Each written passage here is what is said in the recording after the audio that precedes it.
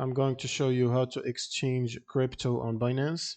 So this is useful if you want to convert from one crypto to another. And what you need to do is simply press on the trade button at the bottom here, and then switch to the convert tab from the top.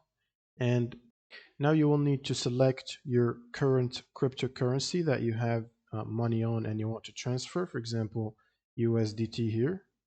And you want to specify the amount that you want to exchange or convert. You can press max if you want to transfer or convert the whole amount. And then you want to select the target cryptocurrency that you want to exchange to. So for example, Solana right here. And when you press max, it should give you the amount that you're going to receive. Now press the preview button, and then it will give you a confirmation button. You can then press confirm, and it should immediately transfer the amount to the other crypto.